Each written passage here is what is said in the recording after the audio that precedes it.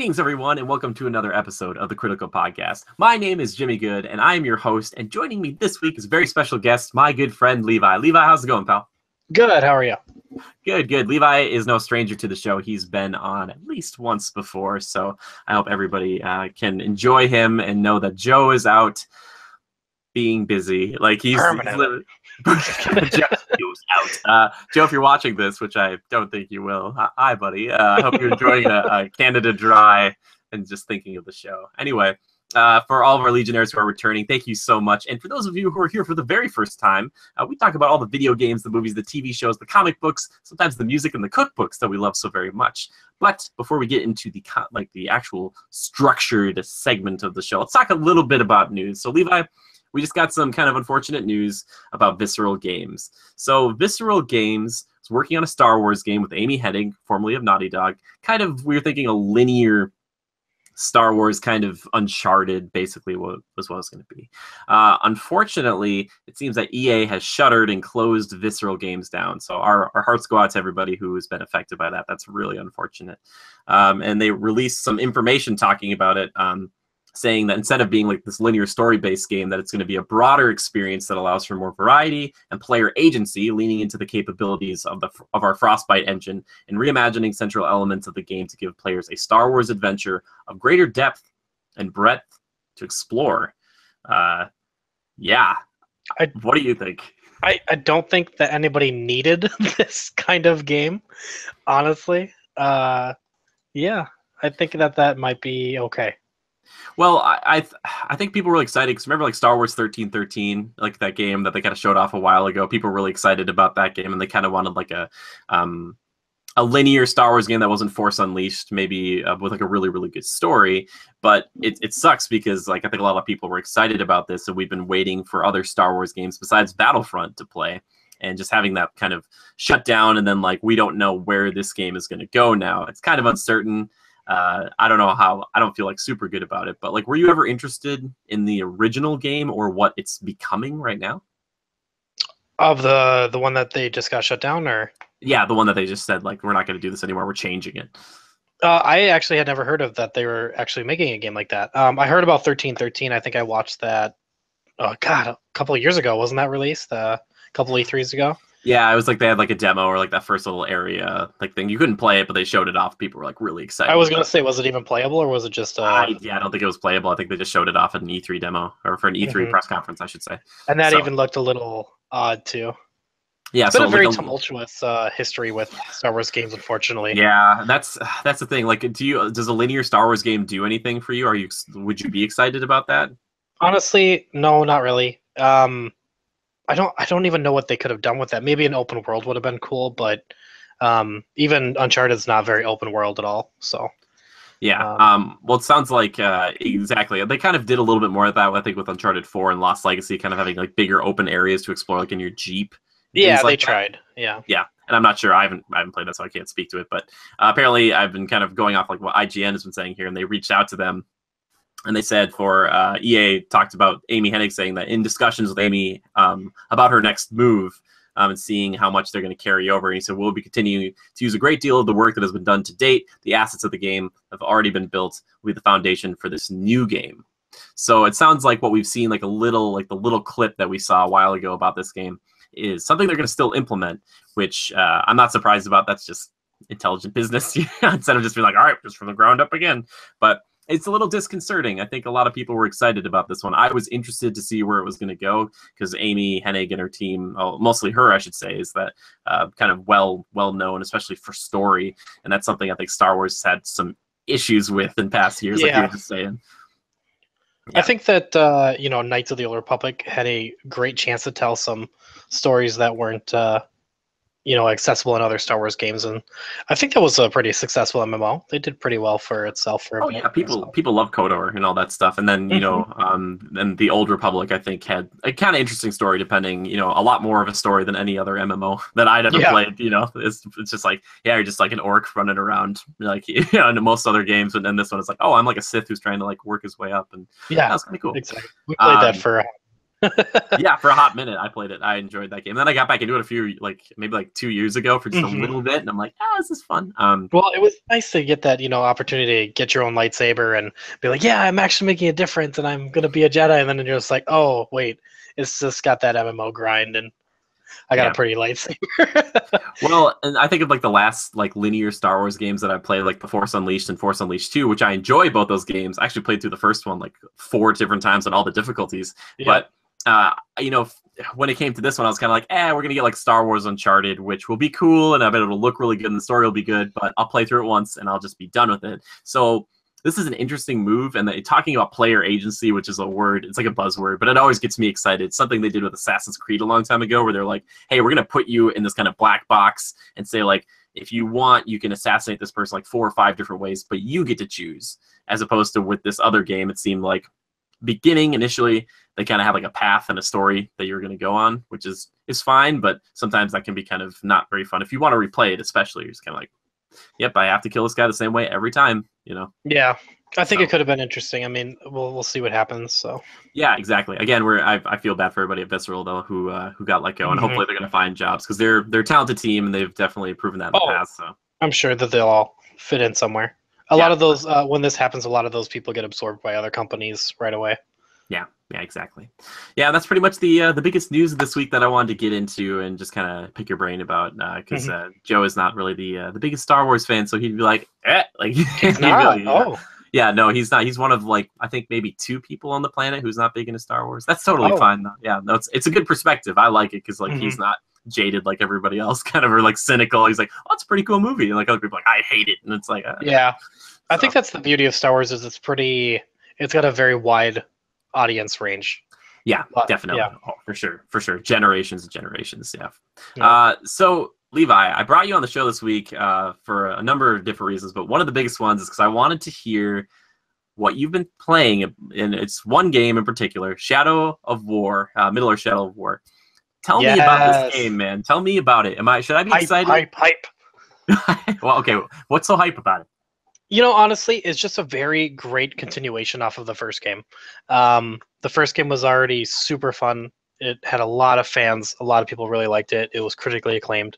Um, it did things better than even Assassin's Creed did, and they were very similar games. But yeah, I mean, it's extremely fun.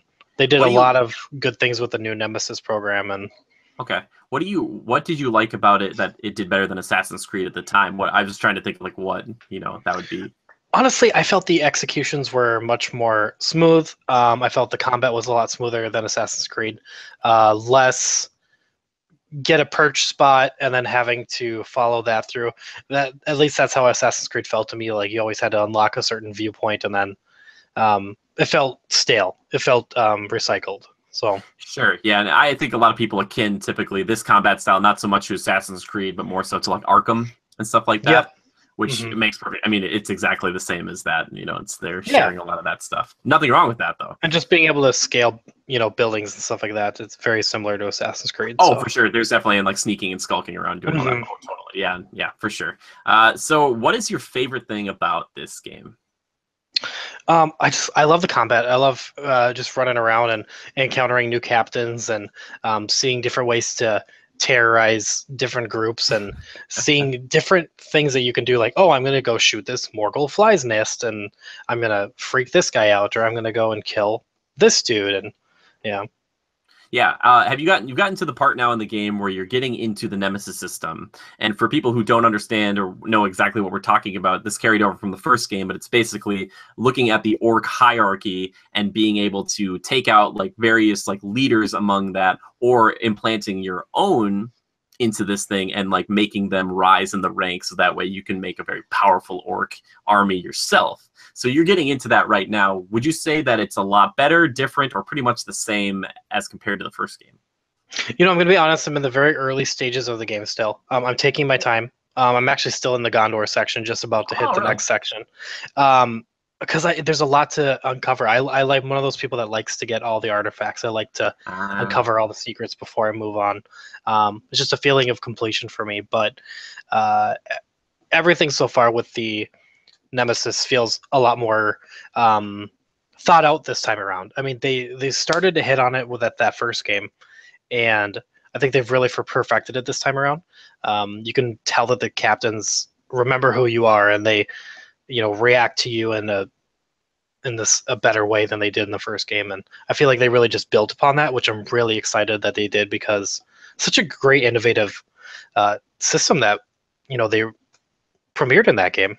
Yeah. Yeah, definitely. And I always tell this to Joe, too, about this franchise. I always thought that everybody else was going to copy this. This is one of those things when they introduced it, on this generation of consoles. I thought, oh, this is going to be like a new Horde mode. Like, everybody's going to have a Nemesis system. Eventually, people will be like, oh, you'd be crazy not to play like a Mafia game and be like, hey, actually, remember that guy, that, that little lieutenant? Like, you worked him up. Now he's like, just like the general of this whole thing now or something. I always thought they were going to do that, but they never did. And then I remember really enjoying it in the first game and seeing that they're really changing. They're adding just more and more layers onto it to make it even more meaningful and impactful about like how you run your army, which I thought is pretty cool. Again, I haven't played it, so I haven't really seen that implementation firsthand. But from what I've seen, for like the little updates and stuff talking about how you can kind of make them stronger and stuff like that, it seems pretty cool and pretty intense. Yeah, I mean they give you a glimpse of making your own army in the first game. You could only control so many people at a certain time, and it was just very in the beginning stages of it, but they've actually fully fleshed it out this time around. They put a lot more work into it, and you can definitely tell. Do you have a favorite character moving into this game? Like, obviously, Talion is like the main one, and Celebrimbor, the two mains there. But do you like either of them more than the other? Are there any other characters that you've met where you're like, wow, I really like that character? Is there anyone out there? This is a weird slight, but I actually don't like the voice actor for Celebrimbor at all. Really? He bugs me for a bit, and I don't know why. I can't put a finger on it. I feel like he's trying too hard to sound like an old wise elf, and I'm like, you could have got someone better to do this, but that's just my own personal opinion on it. But no, I like the characters they're introducing for sure. Talion's great. A very neutral character that doesn't have a ton of backstory, or doesn't really even need one. He's just a good character to do for this kind of game. I'm glad that they did a character like this. Well, he's just kind of bland, honestly. Like in the first game, it's kind of emotional. Like his family does get like slaughtered in front of him, but then after that, it's just like he's just like, I'm so rageful, and I died, but I came back. And, exactly. Yeah.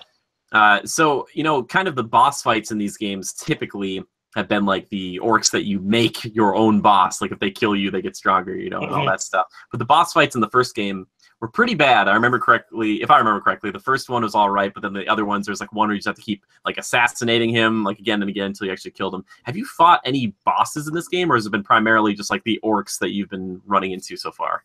So far, it's just been the orcs that I've seen power up. And they, it's a lot trickier this time around. It's a lot more difficult, and they did a good job with the Nemesis to make them really beef themselves up after they kill you. And I haven't encountered any bosses yet, but I'm scared, because if the orcs are this hard, I wonder how the boss is going to be. Yeah, sure. And I know that one other thing you have to keep in mind, especially with these orcs that get stronger and stronger, is that they will just start to become immune to a bunch of different things. Like they're immune to like all different types of attacks or like different elemental things, and they can't be like backstabbed or stuff. So you have to find like the one thing that they're not immune to, and then just like use that to your advantage if you can. Yeah, exactly. Mm-hmm. Are there any orcs so far that you've been like you really like? Not that you remember the names, but was there any like weapons that they were carrying? Is there one were like really memorable, and you're like, that guy, I hate that guy with the cleaver. Like he's always messing me up. It's funny. I'm really impressed. They put a lot of detail into these orcs to make them stand out and not just be one after the other.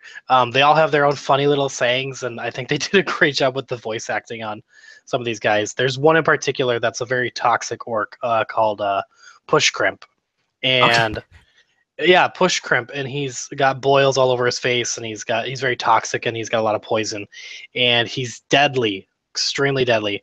I've probably been killed by him like 2 or 3 times now. He just runs up, and if he's with another horde, it's just like, oh boy, I gotta get out of here. Mm-hmm. Very memorable though. A lot of them have funny little orc sayings, and and it feels good when you kill him, because you're like, oh, I finally put an end to this dude's reign, and Yeah, and you haven't gotten to the point where you're really starting to turn a lot of them. It's mostly just trying to like axe a few of them. I haven't yet. Yeah, I'm starting to get to that area now. Yep.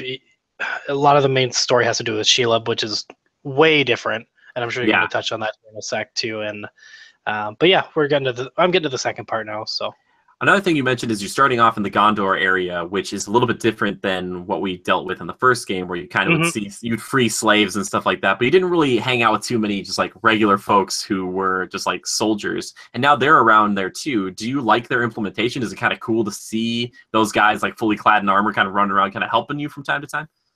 no, yeah. So the main characters of the actual Gondor army are cool, but it's disappointing to see the very generic soldiers that they threw in to help you out throughout the game. It's a little bit like, yeah, you guys could have tried a little bit harder to make those guys not so look exactly like they're. Oh, it's the Gondor twins helping out. Yeah, for sure. Yeah, and I was kind of hoping when they introduced them, I was like, maybe it'd be asking too much to have like a baby nemesis or baby like nemesis system. I don't know if you call it that, but for the Gondorian, so you pick like a few and be like, I'm gonna make some really strong. Just like I won't turn them. I'll just be like, hey man, I'm gonna teach you what I know, and I'm gonna make you really strong, and then have you come roll around like and hang out with me. I was just like, that would have been.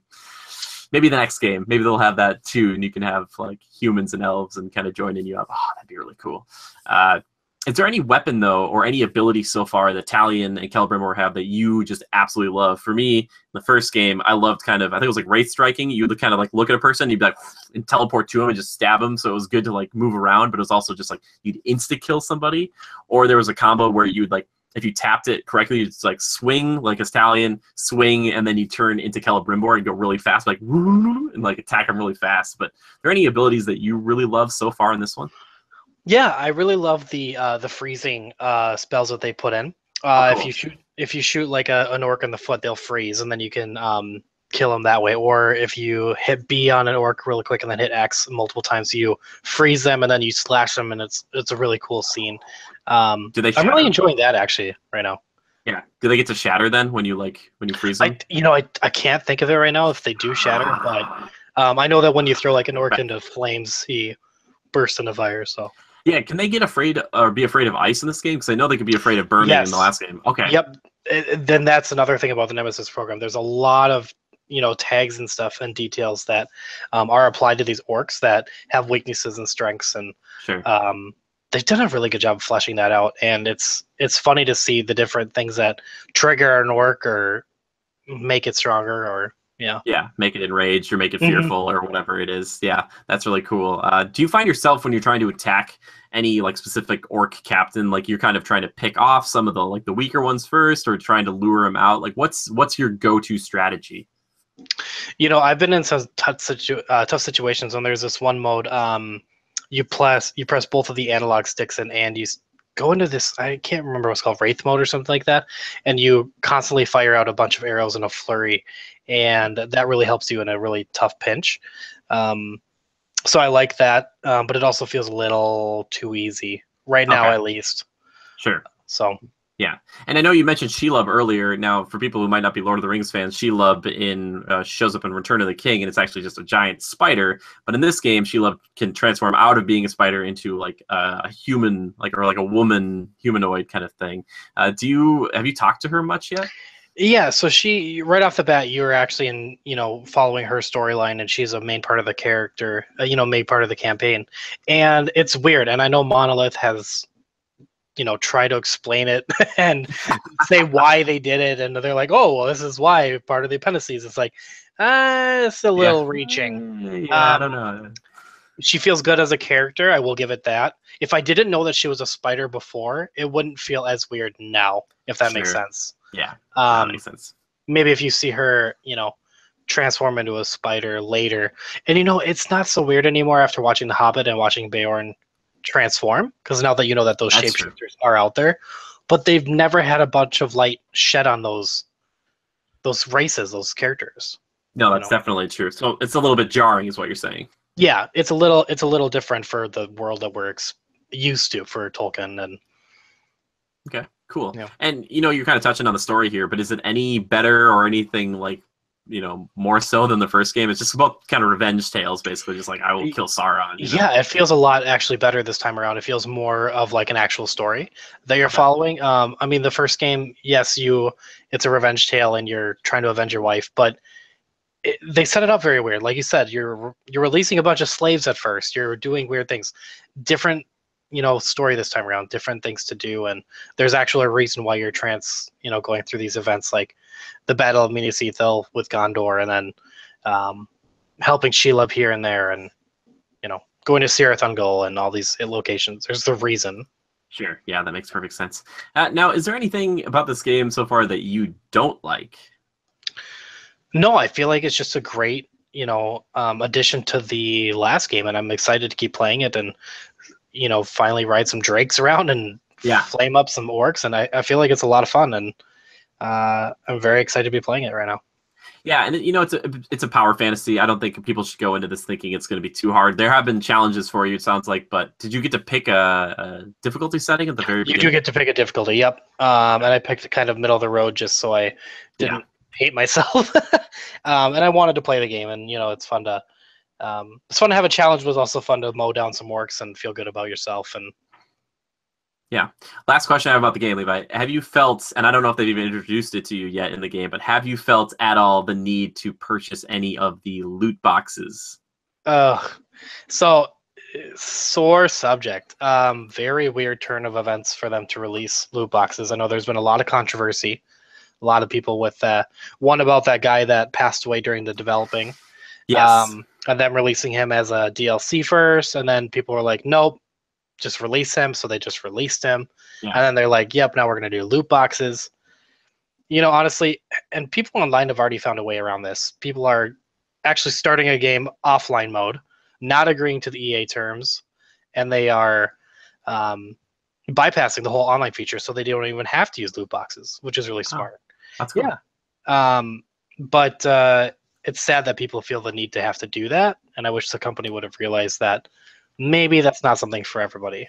Sure, but you haven't felt the need yet personally to buy any of those? Like, you haven't felt like, man, I should get more orcs? Yeah, because that's a lot of that's just like, I think it's just a time saver for this specific game. For single player games, it's usually just for those out there who are like, yeah, I like this game, but I don't want to spend 40 or 50 hours playing it. I'd rather spend like 20, 25, and then just like buy their way through it, kind of. Exactly, and I don't think I'll ever feel the need to have to purchase that for this game. I mean, you get the currency to purchase them without having to actually spend real world money, so that's great. But no, the game feels just fine without it. Cool. So you'd recommend this game? Would you recommend it to people who aren't necessarily a big fan of Lord of the Rings or Arkham style combat? Is there anything there that you would say like, hey, you should play this, or maybe not, like depending on from what you've seen?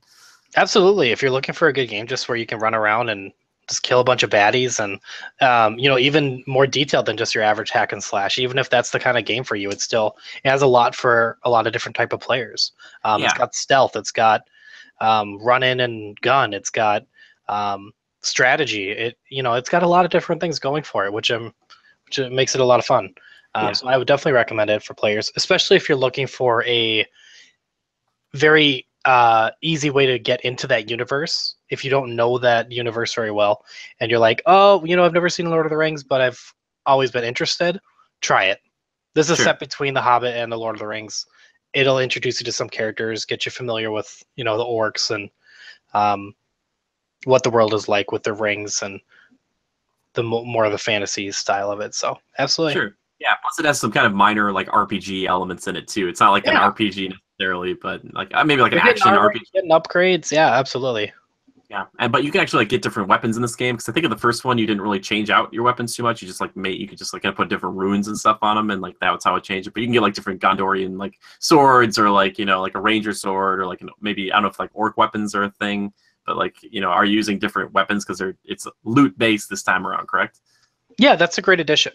And some legendary pieces actually give you a quest on that certain item. Like a dagger will say, oh, you need to go poison an orc, and that'll unlock a quest, and you need to do that so many times to unlock this part of the weapon, which is really cool. Just an additional little thing that they put in. Okay, cool. All right, well, so people, if they're interested at all, Middle-earth, Shadow of War, I'll probably play it eventually. I'll either steal it from you or Leo and play it, but it's just like one of those, man, I want to play it because I enjoyed the first game. The first game to me was probably like an 8.5. Just like that's just personally how I feel, and it looks like this game is like that, or maybe a little more so. I don't know. I'd have to give it a shot, but one of these days I'll probably play it. I'll probably stream it. It'll be great. We talked a little bit about this now, Levi, and this is kind of the other main topic I want to talk about this week. There's kind of segueing away from this particular title, but we could talk about a little bit. Loot boxes. Loot boxes seem to be on everybody's minds and tongues lately. We've had some interesting kind of instances of them currently. Looking at a single-player game like Middle-earth: Shadow of War, comparatively to something like the new Star Wars Battlefront 2, which just had a beta and people were talking about those loot boxes. And specifically in that one, it looks like player progression, or at least at the time of this recording, was based almost solely on those loot boxes and getting more powerful items, the star cards, depending on just kind of random roll of the dice. Or if you wanted to buy into it, you could get more of them. Levi, what's been your experience with loot boxes up until this point, or even something like Hearthstone, like card packs and things like that? They're like, how well versed are you with this kind of stuff? Sure. So my first, experience with these loot boxes comes from Overwatch, obviously, and Halo 5. That was my biggest first starting to feel of these random generated loot boxes. And at first, I didn't mind it so much. They felt good, and they added a little bit of a surprise to the game and made you want to play the game more to unlock more loot boxes. Hearthstone, I feel, is a little different because, we've been opening card packs and games since early Yu-Gi-Oh games, heck, even Pokemon trading card game back in the day, opening up, random packs. So that didn't feel so weird. Transitioning over into every single game now, I don't like it. I don't like where it's going. I don't think it's necessary. It works for some games and it doesn't work for others. Yeah, and one other instance I can think of more recently is Injustice 2. Now, usually what they would kind of do is they would have loot boxes and you could get different gear for your fighters because they introduced loot into a fighting game, which is kind of unheard of for the most part, especially in a AAA fighting game such as that one.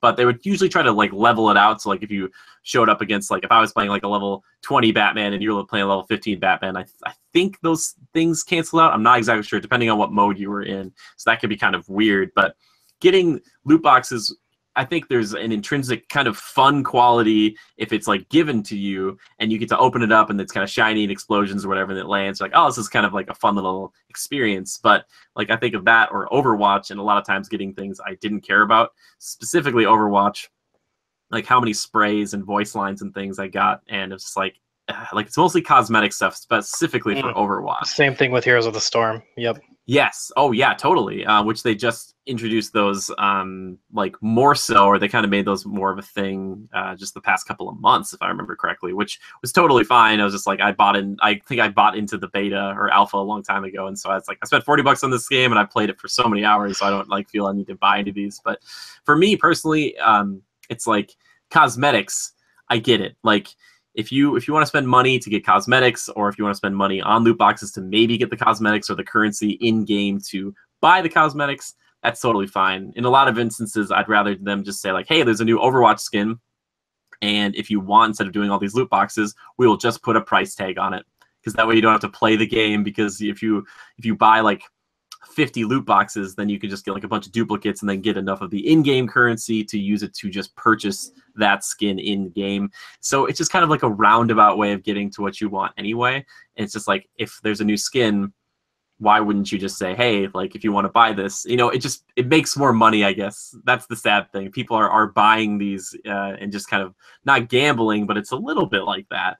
And apparently that's been something that people are getting kind of worried about, that people are saying that it's it feels for some it's kind of an addiction, and that there might need to be some kind of things put in place for it. But right now, especially after kind of the weirdness specifically with Battlefront and Battlefront 2 and now Shadow of War, loot box is kind of becoming a bad term. It's kind of like microtransactions or DLC. People don't really like that word, and I don't think it's got a happy connotation to it anymore. In Overwatch, it was fun because you kind of, little box explodes. You're yeah, it's great. But now it's especially in a single player game. But yeah, so you're not necessarily a fan of it either. And is it something that you're worried about is going to be prevalent in all games eventually?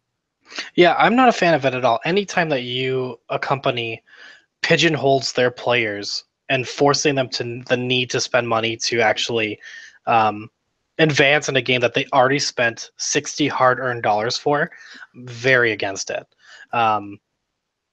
This is not, what the game should be. People are already purchasing the full game. Don't make them go through it more. Yeah. Yeah. I also heard that with Shadow of War, they're talking about like maybe the only way to unlock the true ending was to go through like the loot box system, which was like really strange to me. And it seems weird specifically in that game to like unlock an orc captain. Like what box is that captain coming out of? Like, in the context of the game, it's like, what, like, is he like a jailer like this guy? Yeah. I don't really know. That's a big drawback for me as far as Shadow of War, and I hope that and I won't be participating in that. But yeah. Yeah, it seems strange, and you kind of mentioned it being like $60 game, and even though games are like pretty cheap comparatively to like as inflation's gone, like they've stayed there, but about $65 here in the United States for a game after taxes and stuff like that. And then I guess for some of us, that used to just get you just like the game, like everything that was in the game. But now it feels like a lot of times, especially with these loot boxes, that they're like, all right, here's like 90% of the game, 10% we're taking out, and then we will like divvy it up, and then maybe you'll get parts of it, maybe. Like, and that just seems disingenuous, and it makes you less excited to play a game, specifically for me anyway, like on a single player game. I'm like, why would you hide any of this stuff away? Like, why? I don't like, if I want to get an orc captain to be on my side, I don't have to like buy like like real money. And like, I saw a great meme the other day too that kind of explained, I think I've shared this with you before, the one where it's like the GameStop pre-order is your bun and your hamburger patty and maybe a little bit of ketchup. But then if you get the Best Buy pre-order, it's no, you actually get like the Big Mac, but then you get like one fry. Or do you remember that meme I sent you the other day? I don't know if I saw that one, but I believe it. Yeah, for sure. The different DLCs get you like maybe some parts of the sandwich and some parts of the meal. No, give us a meal. We don't want. Yeah, exactly. Well, we don't want the DLC packs. We don't want the season pass where we can't play the full game 3 years down the road. We ain't interested by then. Yeah, We've already moved on. Oh, for sure. And that's the thing too. It's like you mentioned it right there. It's like we started kind of like with the season pass, then we started to get into like DLC versus expansions, and now microtransactions, and like right now loot boxes. It's just like all these ways to kind of, some companies trying to nickel and dime you. I look at some companies that do this really well, like CD Projekt Red, where they say DLC, it's going to be free. So like we're gonna allow you to like download this so you can get like this sword and stuff. You might have to buy like in the actual game, like with the gold that Geralt's carrying, like to buy that sword like any other sword. But an expansion is going to be like a 10 to 20 hour experience that you're gonna pay for. But it's like it's bigger than a lot of other just games. So I'm like, okay, that's just a way to respect the fan base. Whereas a lot of these games, like especially with like Battlefront, which they're saying now, Battlefront 2, they said, hey guys, like all the extra stuff, all the new maps and the characters eventually, well, they're all going to be free when they come out. But this new system is basically what's going to cause there to be longevity or still money coming in. And people are buying into it. The first Battlefront, by the time that final expansion pack came out, the final season pass that I'd purchased that year, 3 years later, I was not interested at all. I was already long past Battlefront. Yeah, how long? I forget when the first Battlefront came out. Was that 2-3 years ago? A couple of years ago, and they finally just wrapped it up. I think last year or the year. Yeah, they had Rogue One stuff. Yeah, and it's just like, how do you think players are going to stick around that long? They don't. They honestly. Yeah. Just I think that's the problem too. Is we have just such especially in the first-person shooter genre. There's so many great games, and there's so much competition. It's hard to keep people more than like 2 or 3 weeks. Yeah. I think Breath of the Wild did it right. The season pass felt right for that because they told you exactly what was coming in each season pass and when the dates were right away and why they were releasing it the way they did. I think Nintendo really did it right with that. Yeah. Cool. Yeah, well, I know that Horizon Zero Dawn's kind of in a similar situation, and they're releasing something pretty big here shortly. So yeah, I don't know. It's interesting to see how those season passes work again for single player versus multiplayer games and like how different those feel. I'm just watching Ranger. Yeah, Ranger's like, and I'm good. Yeah. He's like, and I'm gone. He knows our gripes. He understands. He's like, I don't want to talk about loot boxes anymore. No. But anyway, for us, it seems like loot boxes kind of right now not a necessary evil, but something that I'm sure a lot of other companies have looked at and maybe are implementing. But right now it seems like there's been a pretty big outcry about them and the potential to be negative or kind of spin your game in a less than flattering light. So I think a lot of people are going to eventually backpedal on this because it's just not something that people want, So I don't know. It seems unfortunate because I think there's good implementation of it. I would say Hearthstone might be one of the best, but again, like you said, it's kind of like back to the old days of like buying a pack of Pokemon cards. Like it's same thing. You don't know what you're gonna get in there, but it always feels good to crack that pack. Like look at be like, oh, cool. But that's usually because there's something good in there. Like there's always like one good thing. But like in a lot of these loot boxes, it's like you might not get anything good, and you're like, well, great. Like that's great. But I've never spent money on loot boxes. I was gifted a ton by my brother-in-law last Christmas for Overwatch, which was a lot of fun to go through all of them. But it was just kind of like, yeah, that was fun. But I don't feel like I would feel bad spending money on it to do that. But yeah, man, loot boxes. We'll see what happens with those. Hot button issue right now. Not a lot of people excited about them. Kind of paints your game in a bad light. I just hope we don't ever see this type of thing really heavily used in something like, let's say, Kingdom Hearts, or like a Final Fantasy. More so, like I would be kind of crushed if you were going through and they're like Goofy's like, hey Sora, maybe we should open up this treasure chest for $2.99. I'd be like, no. Yeah. Honestly, Jimmy, I'd rather spend $75 for a game. You brought up a good point about inflation before. Sure, if you feel like a game should be worth more, why don't you make all the games $75 now and just actually have a full game instead of season passes, DLC, loot boxes. Nobody wants it. Yeah. No one's talking highly of this, like you said right now. I'll pay the extra $15 if I have to, just to get a full game.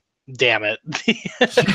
The problem is $60 still is a lot of money, or $65 is still a lot of money. And I know what you're saying there, because like for you and me, for me, usually with games, because I play so many, I never feel like, man, I didn't get enough out of this game. I look at something like Persona 5 that was like 100 hours just for the game like itself, and that was just one playthrough, and I'm like, oh, I had too much content. I'm like, that's too much. Like I'm just looking back. By the time I purchased all of Battlefront, and this is the last game, and I keep bringing this up because this is the last game that I'll ever purchase a season pass for. By the time I purchased Battlefront and the season pass and everything that went along with it, it was over $100 just to get that complete experience that you're not even given right away. That's my biggest gripe. Yeah, I'll pay the $75 for the damn game if I could just play it all right away and not have to be strung along for the next year and a half. And I completely agree, and I think when you talked about the different versions that you could get at GameStop or Best Buy, I also think of just like the different versions that they have, because now it's like, all right, if you want the standard edition, that's $60 or $65. Then if you want like the deluxe edition, that's $80. If you want like the elite edition, that's like $120 with like a little figurine, and it's like, what am I missing out on besides like these little peripheral things for like the $120 version? Like it's like, oh, that's got the season pass and all this other stuff in there. It's like, so if you buy just the base game, there's a part of me that feels like, well, we're going to send a puppy to your house with the $200 edition. It's like what am I missing out on? I have to like look at every version of a game and say, hey, do I want like the special like elite best version? Because like when I don't buy that, am I playing a lesser game? Like it just gets weird, and I'm not a fan of that. If you're really into a game and you want to support it, I want there to be those cosmetic items. I want you to be able to buy that stuff. Absolutely. Yeah, but which is why I actually spent money on Hearthstone, and I think I spent a little bit of money too right away on Heroes of the Storm. I support Blizzard. I will give them money for a free game, like Overwatch. I don't care. I'll give them a little bit of free money because they work harder on their games. They don't pigeonhole their players. Yeah. Overwatch was $40 on PC and then $60 on console, but you got like some special skins just like right out the gate with the Origins and they've had plenty of discounts on that title since it was released. So.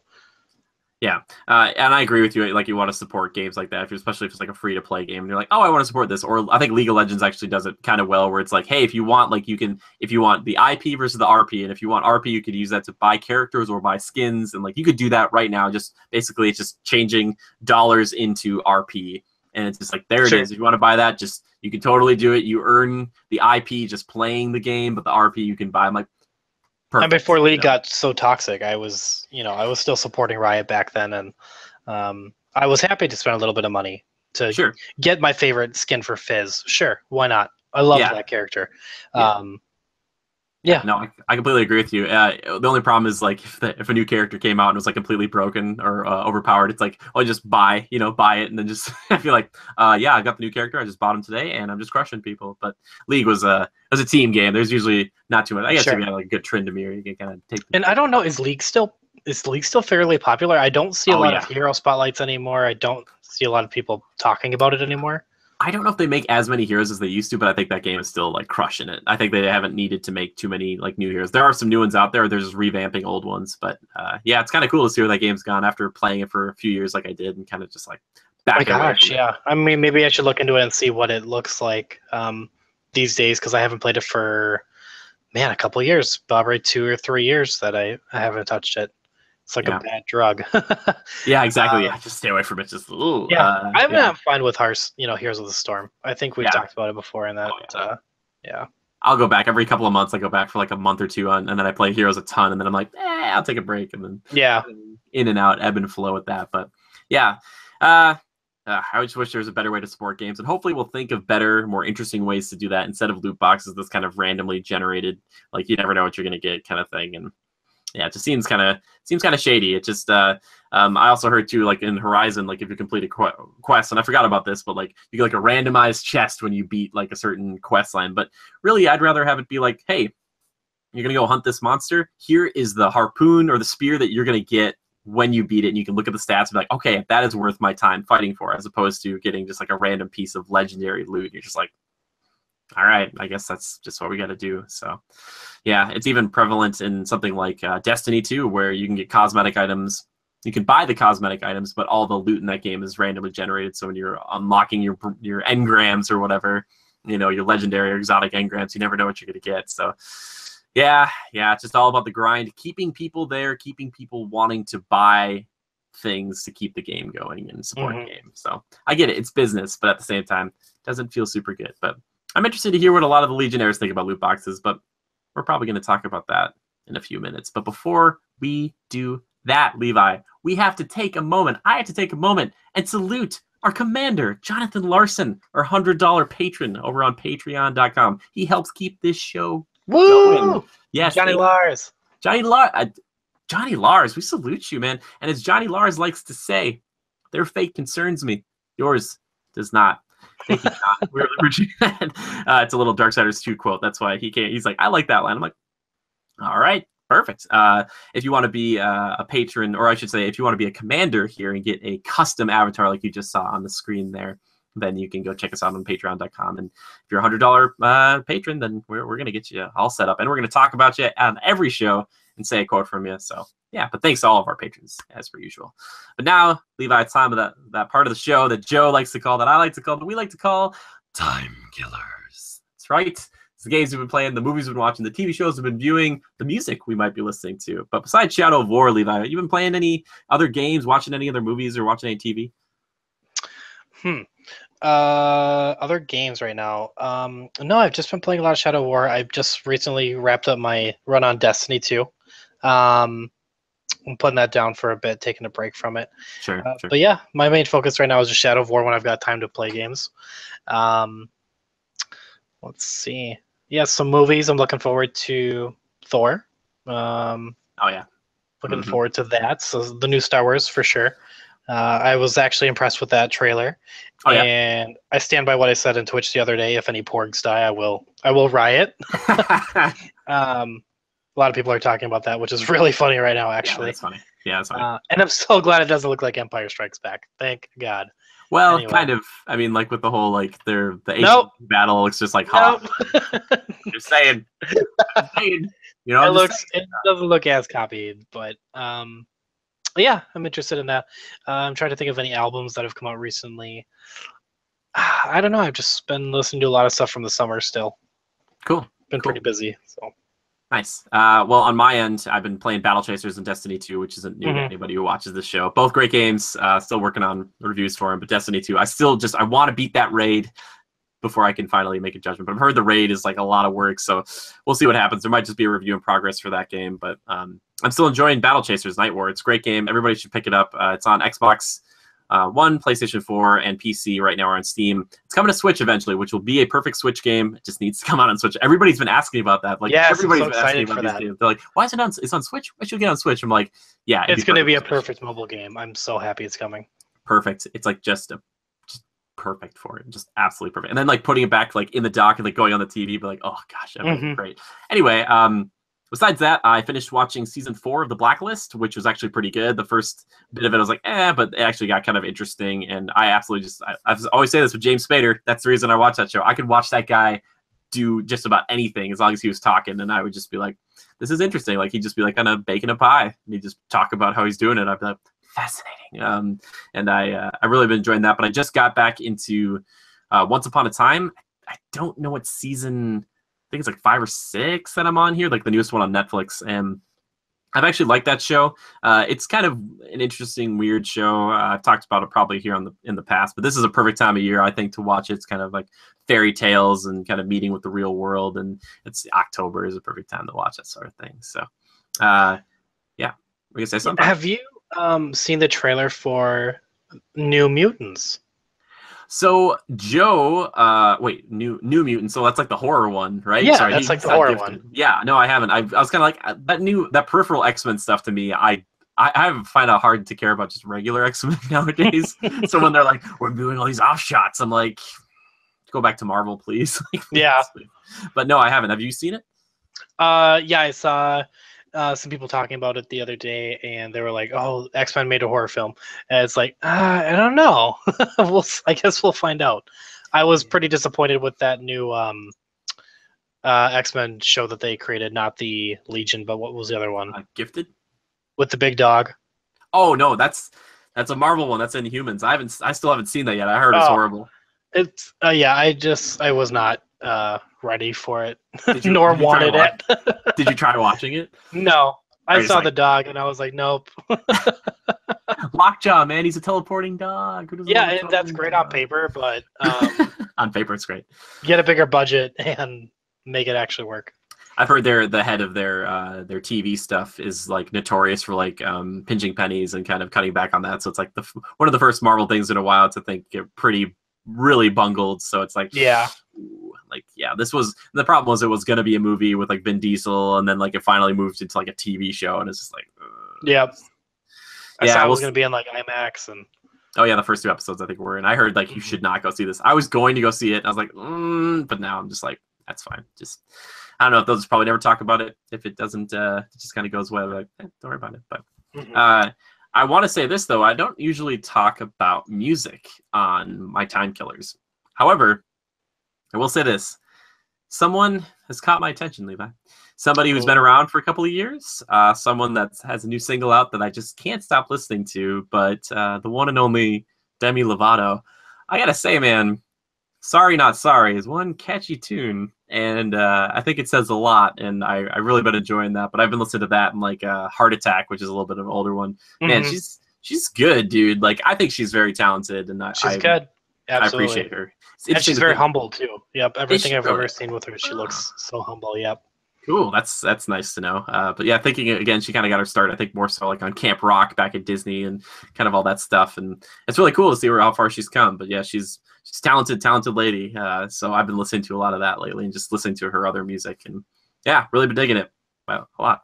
So yeah, but I think that's pretty much it for Timekillers. Yeah. Yeah, just kind of. Oh, and by the way, I've been watching classic old Pokemon. Show's still great, really funny. I really enjoyed it. Still like not topical, but it's kind of timeless, basically. Just easy. Just takes me back to my childhood.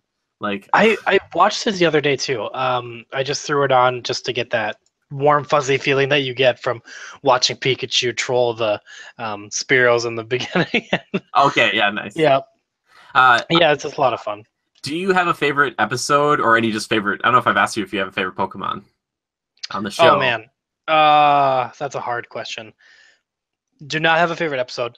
I do like the very first, anything between like Indigo League and I think Johto. Anything between that time frame I think was it for me. After that, I wasn't very engaged anymore. Favorite Pokemon? Yeah, man. Original 150 only. Favorite? Just go with your gut. What does your heart tell you? Okay. That's what Gandalf asks Aragorn. Mm-hmm. No, I have to split it into 2 categories. Coolest, Gengar. Cutest, Dratini. But who's your favorite? I can't pick between those two because they're both my favorite. I absolutely love... Yeah, Dratini's the cutest. Who's cuter than Dratini? Squirtle. If you say Jinx. No, Jinx is, I've said this before on our top 10 Pokemon video, Jinx is a potentially racist abomination, and I hate that the typing is Ice Psychic. Ice Psychic should be one of the most interesting, complex, fun... No. And guess what? She's the only one in the original 150 whose Ice typing is first and foremost. Everybody else is Ice second, and it's like... Ugh. I hate Jinx so much. Like, her and Mr. Mime are just... the worst. And the problem is I've been watching these shows and I know the next episode Ash goes back to Pallet Town and his mom gets basically the Mr. Mime butler, and it's like going to be based on him, and I'm not excited about it, dude. That's so funny. I just don't. Dratini and Gengar, huh? Mm-hmm. I'm going to ask that you have to pick a favorite, man. Not coolest, not cutest, like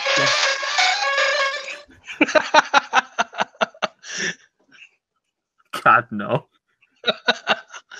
Only the true fans are gonna remember. Oh my gosh! Every time I see that face pop up in the old game, I was like, ugh!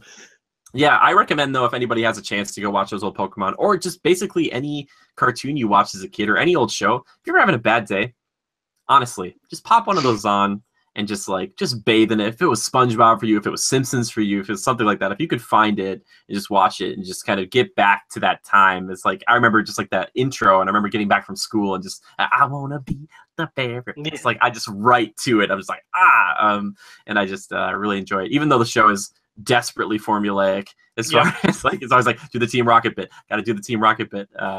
But yeah, great show. Really yeah, I mean, I'm not in the mood to watch something new right now, so this is why I'm watching Bleach over again, and I'm almost done with that.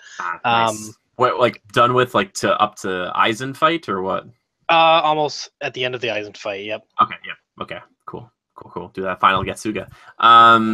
Yeah, man. All right. Cool. Well, now Levi, it's time to move into my favorite segment of the show: community feedback and questions. Yay. So I asked the Legionnaires what they said, what they're thinking about the old loot boxes, yay or nay.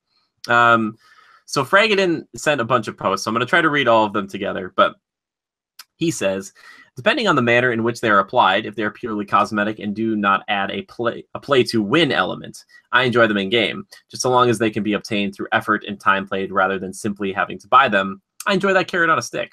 As far as the monetization of loot boxes goes, I don't get angry over it. I am not forced to spend the money, so no loss, which I thought was interesting. J. Hunter Pearson says, I try to be understanding, but I flat out hate their existence. Just charge me more upfront for all of what you've currently created. So kind of like what you were saying, Levi. That's interesting. Look, a person says someone likened them to gambling and was concerned about their younger brother spending about $80 their Christmas money on loot boxes. Made me wonder. I was like, oh, that's a good point too. Our friend Ryan says loot boxes are fine for cosmetics, but not for improvements. And Miss LeMage finally says, I've always thought they should stick to card games with them, stuff where you can trade for what you want. Exactly. Yeah, I think we're kind of, as the Legion, we kind of have a consensus here, that always makes me feel good, especially it's not even a hot button issue. It's just more like everybody's pissed off about it, and we're just trying to find out and make sure that they don't get into everything. So for our very first question, our guy full of dreams or Night Warrior, he asks us, #CriticalPodcast, since I just got back from a 5-day vacation, what's your #1 escape from reality destination? Levi, where is your #1 escape from reality destination? I'm sorry, what? Say that question again. You gotta escape from reality. Where do you go in the world? Where would you like to go? Where is it maybe in your real life you go to just escape from everything? Or where would you like to go to kind of just get away from it all? Oh, like in the real world or? Yeah, in the real world. Good question. I'm a big fan of the beach. I would like to go, somewhere with the beach. Okay, like, are we thinking like East Coast, West Coast? I'm thinking like back to Jersey Boy. Back to Jersey. Back to Yeah. senior year. Oh my gosh, yeah. If only they could see. If we would have made a video about that, that would have been Yikes. that would have been I'm pretty so glad funny. that vlogging was not popular back then. I know. But if we once we take that special concert trip, I might make something about that. Who Yeah. knows? I was thinking about that. Anyway, yeah, for me, escape from the world. We have a cabin that's a couple hours north of where I live, and that's a really good place to go. And I remember kind of going up there, and a few years back, I would bring like my laptop, and I had like the old Command and Conquer. I think it was like Tiberium Wars, and I remember kind of playing that game like offline and kind of just going through the campaign again. And I just felt like the commander up in my little my little cabin retreat. Or when I play Fire Emblem up there, I always love doing that. So kind of to escape from everything, to kind of go up and just be in the fresh air in the North Woods and kind of enjoy that space. I think that's probably my go-to place. But if it's anywhere in the world, escape reality. You want to talk about escaping reality, go to Disney World. That's where you like escape. A new reality is formed around you, and you're like, oh, everybody's nice. Well, the people who work there usually. It's not everyone else. Yeah. Some of those people are pretty angry, but excellent question. Oh, look, a person has a question for me. She asks, how do you handle being so cool all the time? Does it get tiring, specifically to be answered on the podcast? I don't know if I'd say I'm like cool all the time. You know, I'm not always as chipper and dapper. Well, maybe dapper is not the word for it, but I just try to do my best to be, on my best behavior, and to see the positive in any situation, which can be very, very difficult to do. Sometimes that silver lining is razor thin, but if you can just take solace in the fact that you aren't alone, and that there are good things in your life, and just try to remember what those things are. That's kind of what usually keeps me going. Because if I'm having a bad day, I start thinking like, all right, well, I'm relatively healthy. I live in a pretty fun country, and I've done a lot of fun things, and I've gotten to meet all of you guys. So you guys definitely help me out. But then again, I am a self-proclaimed vibe vampire, so I'm feasting off the good vibes you guys are sending me. So that's why I'm so cool, because you guys are so cool. So it's just the Legion. The Legion, I love them so much. But she had another question for us, and you can answer this one too. So, Levi, if you had to marry a video game, which one would it be? Marry a video game? You have to marry a video game. My goodness. Come back to me. Let me think about this for a sec. I have two answers now that I think about it. First, it was going to be Harvest Moon 64, because it's just like a warm love and embrace. Like just a lot of mutual feelings, good vibes, not really stressful at all. Just like a good, equality. But another one that has just come to mind. We were talking about Pokemon earlier. Pokemon Snap. If I had to get married, like talk about a game to be like maybe Pokemon Snap's like my I don't know. It's kind of a heated affair, and I like it a lot. And I'm excited to bring her home to the family. But yeah, I really like that game. I really do. Anyway, so if you had to get married to a video game, what would it be? Man, odd question, and I'm trying to think of a good answer. What's something that feels comfortable to me? If I had to pick one for you, buddy, I would say like, and not buddy the way you think of it, but like World of Warcraft, because you put so much of your personal life into that relationship. Oh boy, like, yeah. It's just an old shoe at this point, man. Like you just be like, yep, we're just together forever. Like I can't get away. No. Yeah, I hope not. Yeah, World of Warcraft is the X that I keep coming back to.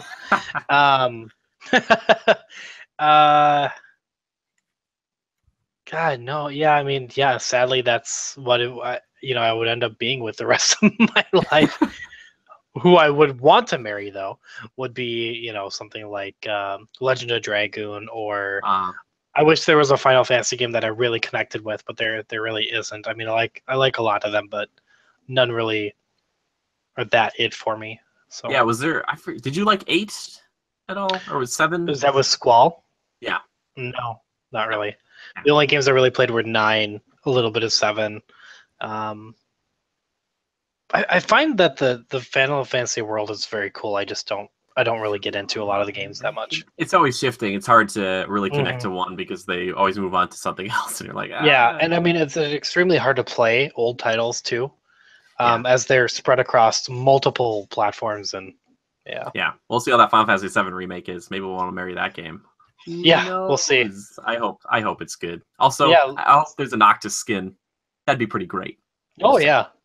I'm saying everybody kind of is down on Noctis. I like Noctis. I like him. He's cool. He's cool to me. I want to be Noctis. I don't want to be as broody, but I like Noctis. Anyway, I like all of those guys. Gladio, Prompto, Ignis.